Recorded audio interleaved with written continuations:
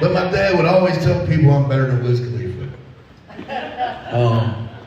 He was definitely one of my number one fans.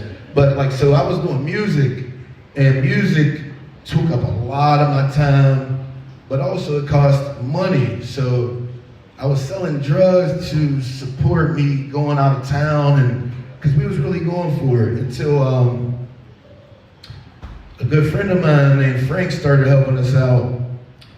And that helped me even more because I got a little bit of structure, because I would go chill with Frank in the morning and we would go set up, first we would start down the Market Square during lunchtime with the carts selling hot dogs and stuff. And then we would go over a little bit later over to PNC Park and we sell t-shirts and stuff like that. And at night, I'd come back to the studio and record.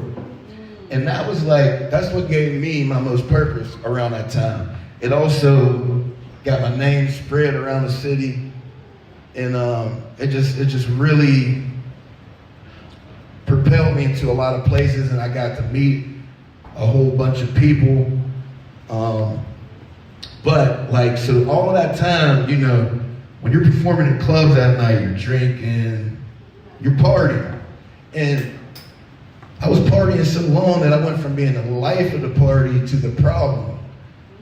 Because, man, like just at some point the alcohol wasn't sitting right no more. The hangover started killing me. I started blacking out all the time.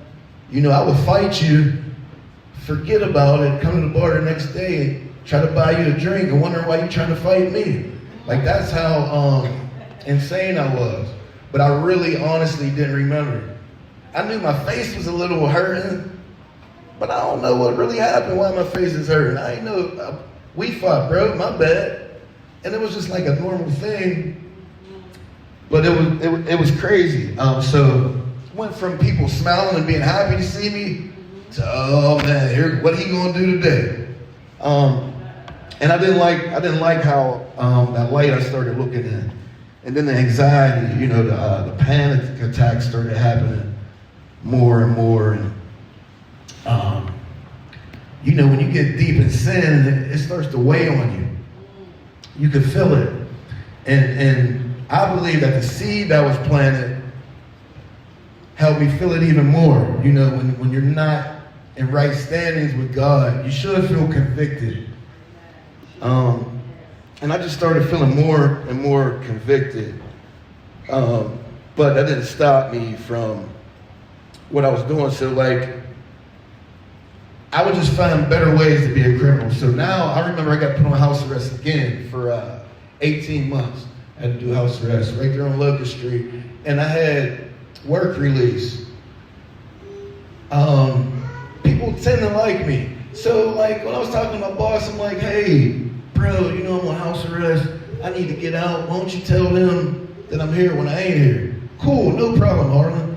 So I might have started working 1 day a week, and they said I worked 7 days a week, but I'd be in the bar, the club, wherever. I was performing down the strip district, 3 in the morning with an ankle bracelet on, doing all type of wild stuff, till they caught up with me, cut the bracelet off, and put my butt in jail.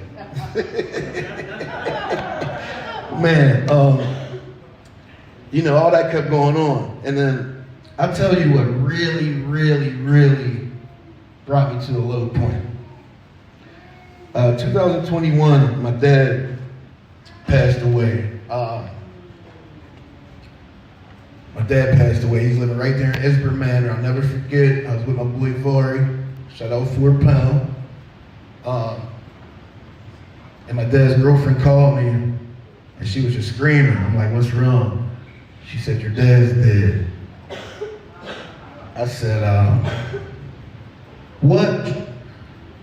And just, you know, we flew down there, and the ambulance and stuff was already there. And I remember when I came in my dad's apartment, they's like, are you sure you okay? I'm like, man, that's my dad, let me in here. And he was in there dead on the toilet. And, you know, I just broke down, and it really, really, really, really hurt me. I still deal with that to this day, because there are some things I don't think I settled with my father. So it really put me in a dark place. So, you know, I just kept drinking, kept doing what I was doing. So now, like, I had graduated from selling weed to selling coke, but like I wasn't stacking money no more. Now, like when I'm done with it, I got less than when I started with it. And my nose is all sniffy and I've been up all night. And I'm like, how am I doing my cocaine now? I'm not too much of a successful drug dealer.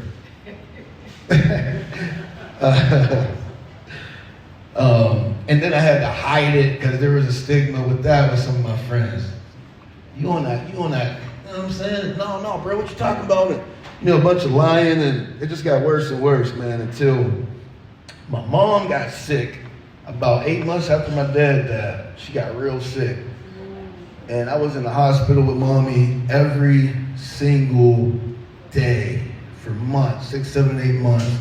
Then they put her in they would do crazy stuff, like they put her in a nursing home in Waynesburg. So I was driving out there every day and arguing with them, trying to get her back local. And I'm gonna fast forward through the mommy part, because that still bothers me. But mommy, my mom passed away, and what was very crazy at the time was every single day I would try to call my brother. This is very personal to me, because I would like for God to mend me and my brother's relationship, so I don't never want to talk about him in a negative light. But I have to tell you my story, and this is part of it. So I'm trying to call my brother every day. He actually hadn't at the time been talking to me for 7 years. I raised my brother, you know. His dad wasn't around. And my brother was always with me every day. I miss him, I love him to this day. But he doesn't talk to me. But at the time when mommy was sick, I got a good relationship with both his baby's mothers. So I would every single day I would just text his girlfriend and tell her what's going on. Hey, mommy's going downhill. Hey, mom got an infection. Hey, the doctor said it ain't looking too good. And she would be telling him, but I don't think he realized what was going on because he wasn't there. You gotta see it sometimes to believe it. Because, you know, she was our superwoman, so I know he didn't know how bad it was. Because when I called his girlfriend and told her that mommy was getting life flighted from McKeesport